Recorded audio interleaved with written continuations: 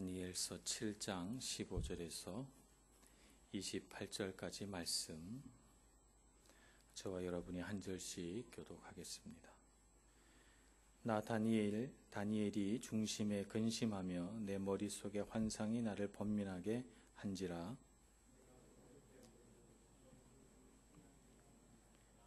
이 모든 일의 진상을 물으매 그가 내게 말하여 그 일의 해석을 알려주며 이르되, 그 내 큰 짐승은 세상에 일어날 내 왕이라. 지극히 높으신 이의 성도들이 나라를 얻으리니 그 누림이 영원하고 영원하고 영원하리라. 이가 내가 넷째 짐승에 관하여 확실히 알고자 하였으니 곧 그것은 모든 짐승과 달라서 심히 무섭더라.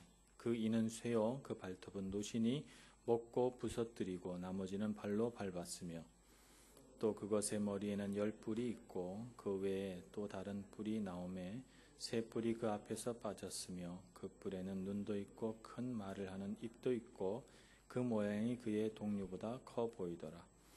내가 본즉 이 뿔이 성도들과 더불어 싸워 그들에게 이겼더니, 옛적부터 항상 계신 이가 와서 지극히 높으신 이의 성도들을 위하여 원한을 풀어주셨고 때가 이름에 성도들이 나라를 얻었더라. 모신자가 이처럼 이르되, 넷째 짐승은 곧 땅의 넷째 나라인데 이는 다른 나라들과는 달라서 온 천하를 삼키고 밟아 부서뜨릴 것이며, 그 10뿔은 그 나라에서 일어날 열왕이요 그 후에 또 하나가 일어나리니 그는 먼저 있던 자들과 다르고 또 새 왕을 복종시킬 것이며, 그가 장차 지극히 높으신 이를 말로 대적하며 또 지극히 높으신 이의 성도를 괴롭게 할 것이며, 또 그가 또 때와 법을 고치고자 할 것이며, 성도들은 그의 손에 붙인 바 되어 한 때와 두 때와 반 때를 지내리라. 그러나 심판이 시작되면 그는 권세를 빼앗기고 완전히 멸망할 것이요 나라와 권세와 온 천하 나라들의 위세가 지극히 높으신 이의 거룩한 백성에게 붙인 바 되리니 그의 나라는 영원한 나라이라. 모든 권세 있는 자들이 다 그를 섬기며 복종하리라. 그 말이 이에 그친지라. 나 다니엘은 중심에 번민하였으며 내 얼굴빛이 변하였으나 내가 이 일을 마음에 간직하였느니라. 아멘. 사실 다니엘서가 오늘 가리키고 있는 역사의, 이 환상이 가리키고 있는 역사는 알렉산더 대왕이 정복하고 다스렸던 그 세계, 말하자면 그리스 대제국 혹은 헬레니즘 제국이라고 하는 그 때를 상징합니다. 그러니까 예루살렘이 멸망하고 바벨론에게 포로로 사로잡혀가고 나서 메대와 또 페르시아, 성경에서는 바사라고 말하는데요, 그때를 좀 건너뛰어서 바로 이 그리스 세계로 건너간 셈이 되니까 사실은 역사를 좀 몇백 년을 건너뛰었습니다. 그 사이에 기록된 성경의 말씀은 에스라, 느헤미야, 에스더라고 하는 이 세 성경이 그 사이에 있거든요. 그래서 뭐 페르시아의 왕 아닥사스다 왕이라든지 아하수에로 왕이라든지 그때 일들은 페르시아 시대의 왕의 이야기고, 그 시대를 좀 건너뛰어서 다니엘서가 이렇게 기록이 돼 있어요. 그래서 이제 묵시록에 접어들어서 7장의 두 번째 파트, 이곳에서는 그가 봤던 환상을 일부 해석을 합니다. 다 해석하는 건 아니고 앞에 세 짐승은 그렇게 중요하지 않은 것 같아요. 넷째 짐승이 중요해요. 그래서 앞에 세 짐승은 바벨로니아, 또 메데, 페르시아 이런 나라를 일컫는 거고, 넷째 짐승을 이제 주목해서 보게 되는데, 이 넷째 짐승에게는 이제 10뿔이 나 있다는 거예요. 그 10뿔은 이제 그 넷째 나라가 세워지면서 쭉 있게 될 10명의 왕을 가리키는 것이고, 그 10명의 왕이 다 지나가고 나서 11번째 왕이 주목해 봐야 할 왕이라는 거예요. 그 왕은 3명의 왕을 다 정복하고 나라를 다스리게 되는데, 큰 환난과 박해를 일으켜서 마침내 이 유대 백성, 이스라엘 백성들을 큰 어려움 속에 빠뜨릴 바로 그 장본인이라 하는 것이죠. 이 대목에서 우리가 진짜 역사가 어떻게 흘러갔는가 잠깐 뒤돌아보는 것이 좋을 것 같아요. 알렉산더 대왕이 놀라운 능력으로 이 그리스와 소아시아와 또 이 중동과 또 북아프리카, 이집트까지 다 정복을 하고 심지어는 인도의 동쪽까지 그 정복을 했을 때 거대한 지중해를 중심으로 한 헬레니즘 세계가 이루게 됩니다.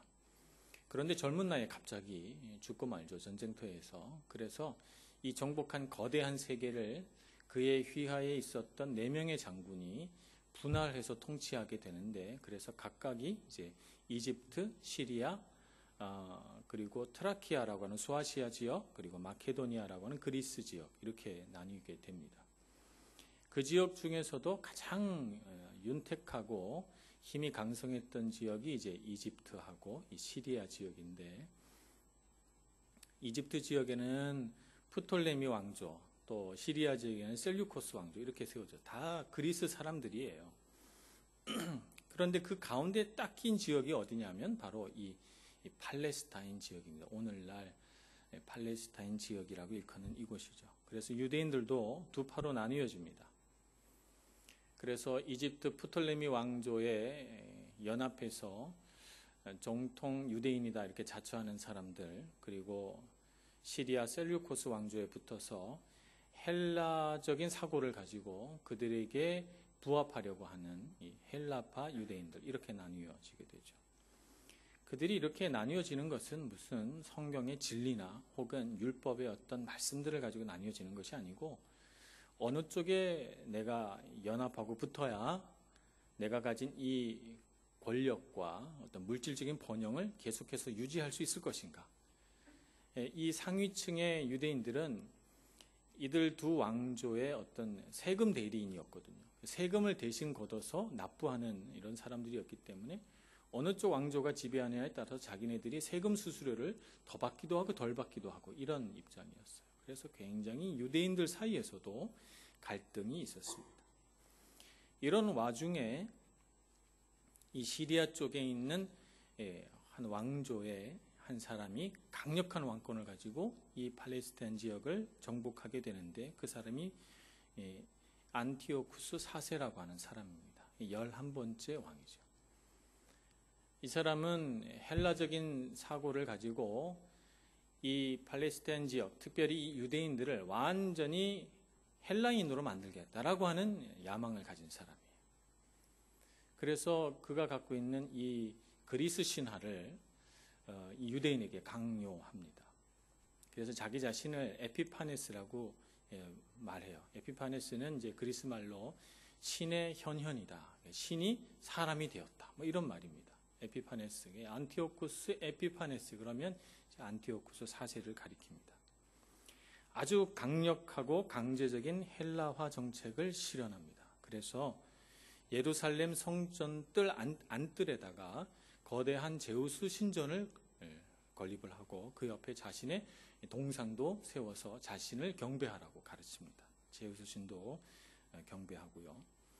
그리고 부정한 음식을 먹을 것을 명령합니다. 부정한 음식이라고 하는 건 돼지고기를 먹어라라고 하는 거예요.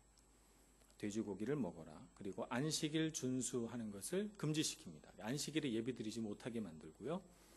그리고 할례를 금지시킵니다. 할례를 받을 때에는 그 할례 받은 아이를 죽여서 그 어머니의 목에 걸어두라, 이런 법령을 시행합니다. 그래서 정말 끔찍한 일이 일어나고, 또 어떤 기록에 보면 요세푸스의 그 교회사에 보면 제사장 300명을 전부 묶어서 길에다가 이렇게 늘어놓고 마차를 타고 그 위를 지나가서 이 300명을 마차로 치여서 죽이는 뭐 이런 아주 끔찍한 형벌을 하기도 하고, 토라를 잊어버려라. 그래서 토라를 가르치고 그것을 보관하는 것도 금지시켜서 엄청난 박해가 일어납니다.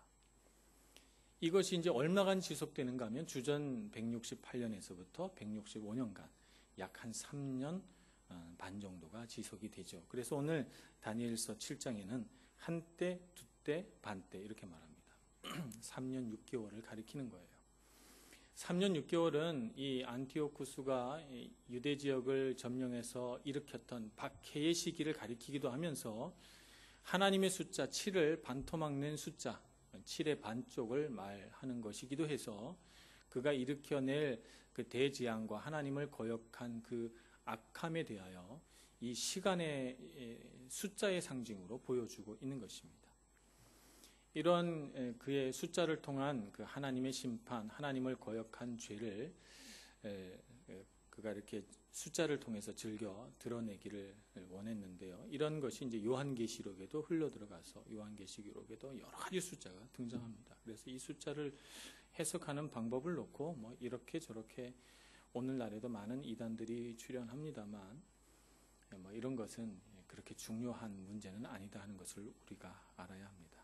그렇구나, 하나의 상징이구나, 7의 반쪽, 하나님의 어떤 주권과 통치를 반토막 낸 사람을 상징하는구나, 이렇게 우리가 생각을 하면 됩니다.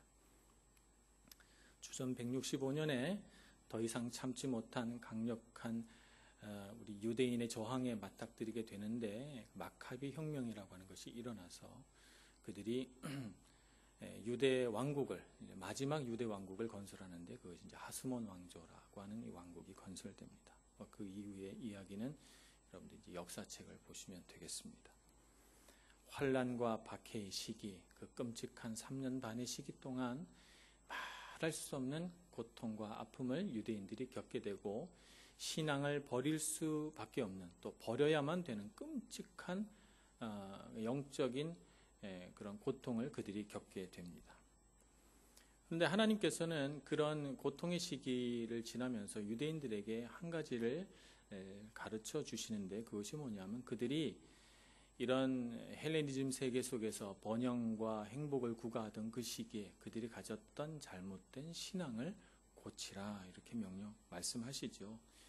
곧 그들이 가졌던 세속주의, 세상에 연합해서 하나님을 잊어버리고 자신이 주인 되려고 하는 세속주의, 그리고 많은 돈을 벌 수만 있다면 어느 왕조든 괜찮다 이렇게 생각하고 자신에게 유리한 왕조를 택해서 돈을 벌기에 급급했던 유대인들의 물질주의, 뭐 이런 것들을 하나님께서 꾸짖으면서 하나님의 말씀으로 회복되기를 촉구하고 있는 것입니다. 그래서 우리는 이런 환란과 박해의 시기를 지나가면서 꼭 알아야 될 것이, 이런 환란과 고난과 아픔의 시기는 우리를 연단한다 하는 것을 알아야 합니다. 그런 것은 때로 우리를 정결케 하는 시기다라고 하는 것을 알아야 돼요. 우리 인생에도 환란과 고난의 때가 있습니다. 때로 우리가 그런 고난의 때를 지나가면서 꼭 알아야 되는 것은 내가 그것을 통해 정결케 되어 간다는 사실입니다. 연단되어 간다는 것은 바로 정결하게 된다는 것이죠. 금이 어떻게 정제됩니까? 금은 고체 상태로는 절대 재련될 수가 없어요. 그래서 금을 가장 순금 상태로 만들려면 금을 뜨거운 화로 속에 넣어서 녹여야 돼요. 녹여서 금 안에 있는 그 모든 불순물들을 제거하고 아주 순금 액체만 따라내서 굳히면 이게 순금이 되는 거거든요. 금을 정제하는 방식입니다. 마찬가지로 가장 아름답고 순결하고 고귀한 신앙은 연단과 고난과 환난을 통해서 만들어진다 하는 것을 알고, 우리에게 어떤 고난의 시간들이 시작이 되면 내가 하나님 앞에서 분명히 지키고 간직하고 정결하게 해야 될 것이 무엇인가를 자꾸 찾고 그것을 구해야 하는 것을 저와 여러분도 깨달을 수 있기를 소원합니다. 그래서 우리 안에 고난을 즐겨하는 마음은 없지만, 그러나 고난의 시기를 당할 때 하나님, 제가 어떻게 정제되고 연단되기를 원하십니까? 라고 하나님께 꼭 여쭤보고 그 문제에 관해서 하나님 앞에서 자라나는 여러분들 되시기를 소원합니다. 두 번째, 환난과 박해의 시기를 지나가면서 우리가 배워야 할 것은 이때를 지나가면서 선과 악에 대한 하나님의 기준을 알게 된다는 거예요. 우리가 잘 살고 평안하고 모든 것이 다 좋을 때는 도대체 무엇이 하나님이 원하시는 선이고 무엇이 하나님이 보실 때 악한 것인지 구분하기가 참 어려워요. 왜냐하면 세상의 모든 악은 선하다라고 하는 가면을 쓰고 우리에게 오기 때문이죠. 이 세상의 어떤 악도 나는 악하다 이렇게 하고 무시무시한 가면을 쓰고 우리 앞에 나타나지 않습니다. 이 세상에서 벌어지는 모든 악한 일들은 선함의 가면을 쓰게 돼 있어요. 또 이 선함의 가면을 쓰고 이 악한 세력이나 혹은 악한 사람이나 악한 일들은 자신들의 악함을 숨기기 위해서 반드시 선한 것을 공격합니다. 그래서 오히려 선한 것이 무시당하고 또 그 가치가 평가절하 당하고 선한 것 때문에 오히려 비난받고 욕보는 이런 경우가 생겨나요.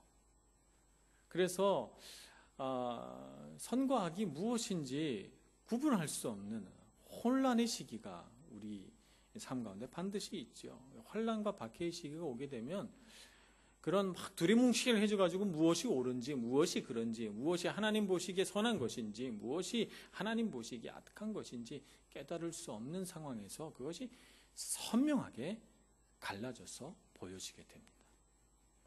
아, 하나님이 원하시는 선이 이거구나. 하나님이 보실 때 악한 것은 이거구나 라고 하는 것을 그 환난과 고난의 시기를 통해서 깨닫게 되지요. 아프지 않으면 우리가 그 하나님의 뜻을 분별하기가 어려운 것입니다. 그러면 하나님이 원하시는 선은 무엇일까요? 하나님이 원하시는 선은 모든 선함의 원천이신 하나님을 경외하는 것이 하나님이 원하시는 선이에요. 하나님 자신이 선하신 분이거든요. 그래서 그냥 그 선하신 하나님을 바라보고 경외하는 것이 하나님이 원하시는 선입니다. 그래서 하나님을 경외하기 때문에 하나님을 바라보면서 하나님의 거룩함을 보게 돼요. 그 거룩함 앞에서 우리는 다시 경외심을 갖게 되고 두려워 떨며 그분 앞에 엎드리게 되는데 그때 우리가 배우게 되는 것이 우리도 거룩하게 되어야겠다라고 하는 것을 깨닫게 되고 그 하나님의 거룩함을 우리의 삶 가운데로 가져오는 것을 이제 경건이다 이렇게 말합니다. 그래서 우리 마음의 경건, 우리 마음의 거룩함 이런 것들을 하나님 경외하는 자만이 배울 수가 있어요. 환난과 박해의 시기가 오면 선명하게 갈라지죠. 그동안 위선적으로 하나님 앞에 하나님을 경외한 척했던 자들은 다 그 가면을 벗게 돼요. 그들의 모든 허위들과 그들의 모든 거짓들이 다 낱낱이 드러나게 됩니다. 그래서 정말 누가 하나님을 경외하는 사람인지 낱낱이 드러나게 만드시죠. 그래서 하나님은 하나님 경외하는 사람을 통해서 일하신다는 것입니다. 환난과 박해의 시기가 오게 되면 그렇게 됩니다. 그래서 참된 경건을 우리가 알게 되고 보게 되고 누가 참으로 하나님의 선하심을 쫓는 사람들인가 하는 것을 알게 됩니다. 그러나 우리가 평안한 시기, 모든 것이 잘 되고 있고 모든 사람들이 마치 신앙생활 잘하고 있는 것 같은 이런 시기에는 도대체 누가 하나님이 원하시는 그 선을 추구하고 경외하고 하나님의 경건을 이루어내는지 알기가 어려워요. 모두 다 하나님 잘 섬기는 것 같기 때문이죠. 하나님이 보시는 악은 무엇인가? 하나님을 향하여 하나님을 대적하여 높아진 것이 하나님이 보시는 악이에요. 하나님을 대적하여 높아진 세상의 권세, 하나님을 대적하여 높아진 세상의 물질, 하나님 대신 자리를 차지한 사람, 하나님 대신 제사를 받는 우상, 이 모든 것들이 하나님이 보시는 악이에요. 하나님을 대적하여 높아졌기 때문입니다. 하나님 대신 영광 받기를 원하고 하나님이 계셔야 할 바로 그곳, 하나님이 계셔야 할 중심에 하나님 대신 다른 것이 있다면 그건 다 하나님이 보실 때 악한 것이에요. 그래서 그 모든 것에서 악이 흘러나와서 하나님을 경외하지 못하게 만들고 하나님이 가르치신 모든 가르침에서 멀어지게 만들고 사람의 생각과 사람의 죄된 본성에서 흘러나오는 모든 악한 것들을 꿈꾸고 소망하면서 하나님을 대적하여 높아지거든요. 그래서 환난과 박해의 시기가 오면 그렇게 높아진 것들을 보게 됩니다. 그래서 우리는 환난의 시기에 잘 봐야 돼요. 영적인 분별을 가져야 됩니다. 그때 비로소 누가 하나님을 두려워하고 누가 하나님을 두려워하지 않으며 누가 하나님을 경외하며 누가 하나님을 경외하지 않는지 분명하고 선명하게 보여지기 때문입니다. 그것을 통해서 우리는 하나님이 원하시는 선에 대하여 정말 두렵고 떨리는 마음으로 나아가고 하나님 경외함을 배워야 하고 하나님의 그 거룩하심에서 떨어져 나온 사람들과 같이 되지 않기 위해 발버둥을 쳐야 되고 하나님 앞에 나아가기 위해서 우리 온 마음을 다해 주님 앞에 엎드려서 하나님보다 더 높아진 것이 우리의 마음에서 우리의 삶에서 우리의 영 안에서 하나도 없게 해야 하는 것입니다. 그것이 바로 하나님을 경외하는 도입니다. 하나님의 선하심을 알고 그분의 선하심 앞에 무릎 꿇을 때 그럴 때 우리는 참으로 자유하고 그럴 때 우리는 참으로 우리 마음에 충만함을 얻게 되고 그럴 때 우리가 비로소 이 세상의 모든 것이 하나님으로부터 흘러나오는구나 하는 것을 깨닫게 되죠.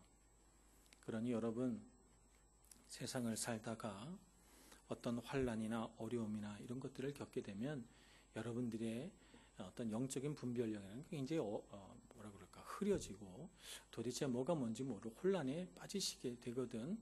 가장 먼저 주님 앞에 나아가서 영적인 분별력을 달라고 구하시고 여러분의 눈을 활짝 떠야 됩니다. 하나님이 원하시는 선이 무엇인가, 하나님이 보시는 악이 무엇인가 하는 것을 분명하게 구분할 수 있습니다. 그 가운데 여러분들은 하나님이 원하시는 선을 찾아 하나님 앞에 두렵고 떨리는 마음으로 서시는 저와 여러분 되시기를 간절히 소원합니다. 세 번째 우리가 알게 되는 것은 하나님의 섭리와 주권이에요. 환난과 박해의 시기가 오게 되면 하나님의 섭리와 주권을 배우게 돼요. 하나님의 때에 하나님의 방법으로 하나님의 뜻을 이루시는 하나님의 주권에 대해서 배우게 되죠.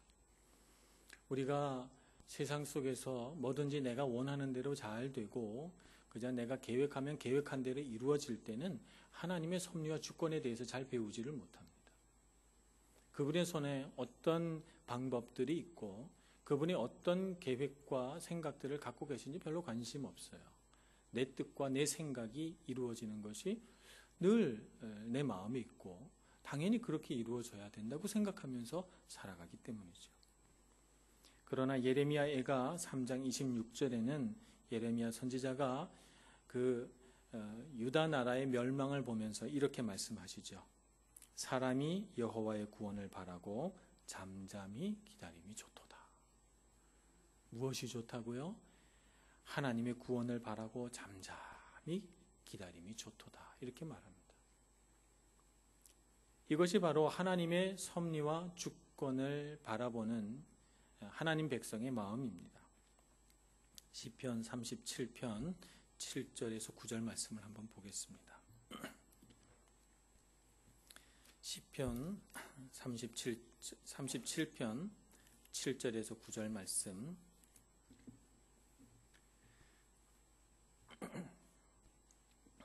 봉독하겠습니다. 여호와 앞에 잠잠하고 참고 기다리라. 자기 길이 형통하며 악한 꾀를 이루는 자 때문에 불평하지 말지어다. 분을 그치고 노를 버리며 불평하지 말라. 오히려 악을 만들 뿐이다. 진실로 악을 행하는 자들은 끊어질 것이나 여호와를 소망하는 자들은 땅을 차지하리로다. 아멘. 여호와 앞에서 잠잠하고 참고 기다리라. 이렇게 말합니다. 이것은 소망을 잃어버려라. 그냥 하나님의 일에 간섭하지 말라 이런 것이 아니고 하나님의 섭리와 주권을 바라고 그분 앞에 잠잠히 소망 가운데 인내하며 기다리라는 거예요. 그러면 하나님께서 이루신다는 거죠. 그 과정 가운데 악한 자들이 형통한 것을 보고 악한 꾀를 내는 사람들이 잘 되는 것을 보고 하나님 분합니다. 원통합니다. 어떻게 이럴 수 있습니까? 불평하거나 원망하지 말고 분을 그치고 노를 버리고 불평하지 말라는 거죠. 오히려 그것을 통해서 악을 만들 뿐이니 말입니다. 오히려 하나님께서 진실로 악을 행하는 자를 끊어버리시고 여호와를 바라고 소망하는 자들에게 땅을 주실 줄 믿고 하나님의 섭리와 주권 앞에 맡기라는 것입니다. 그것이 하나님의 사람에게 원하는 것이에요. 그러니 여러분, 세상을 살다가 불의한 일을 보거든 분하면서 하나님, 나는 이렇게 열심히 했는데 안 되고 저 사람은 악한 꾀를 내고 편법을 사용했는데 잘 되고 하나님 어찌 이럴 수 있습니까? 이렇게 원망하거나 불평하지 마시고 하나님의 진노와 하나님의 어떤 심판이 그 악한 꾀를 낸 사람에게 얼마나 클까 생각하면서 여러분이 두려운 마음을 가져야 돼요. 잠잠히 하나님의 주권과 섭리 아래 소망을 가지고 기다리면 하나님께서 다 우리에게, 그 기다린 자에게 합당한 은혜와 복을 주시고 땅을 차지하게 하신다는 것을 우리는 알아야 합니다. 하나님의 섭리와 주권을 아는 사람에게는 그래서 소망이 있습니다. 하나님이 하신다라고 하는 믿음이 있어요. 그래서 환난과 박해와 궁핍과 고난과 어려움 속에서도 믿음을 가지고 하나님의 능력을 바라보죠. 그래서 여러분, 세상 일을 하면서 서두르지 말고 조급해하지 마시기를 바랍니다. 악한 이들이 잘 되는 것을 보면서 부러워하거나 시기하지 마시기를 바랍니다. 내가 안 풀리고 안 되는 것 때문에 괴로워하거나 슬퍼하거나 울지 마시기를 바랍니다. 하나님을 바라보시기를 바랍니다. 시편 121편에 보면 내가 산을 향하여 눈을 들리라. 나의 도움이 어디서 올까? 나의 도움은 천지를 지으신 여호와에게서로다. 이렇게 고백합니다. 우리의 도움은 그분의 손에 있습니다. 하나님의 주권과 섭리를 바라보시면서 소망을 잃지 마시고 믿음의 길을 더욱 힘써 달려가셔서 하나님이 마련해 놓으신 그 은혜와 축복과 땅을 다 받아 누리시는 여러분 모두가 되시기를 간절히 축원합니다. 기도하겠습니다. 사랑이 많으신 하나님, 때로 세상의 환난과 핍박과 고난 속에서 길을 잃고 두려운 마음이 들 때 주님 오셔서 우리의 눈을 열어주시옵소서. 그 모든 일에 주관자 되신 주님을 바라보게 해주시고 이런 때를 지나 오히려 영적으로 더욱 성장하고 단단해지고 분별력이 생긴 저희들이 되게 해주셔서 하나님을 더 많이 알아가도록 은혜 베풀어 주시옵소서. 예수님의 이름으로 기도합니다. 아멘.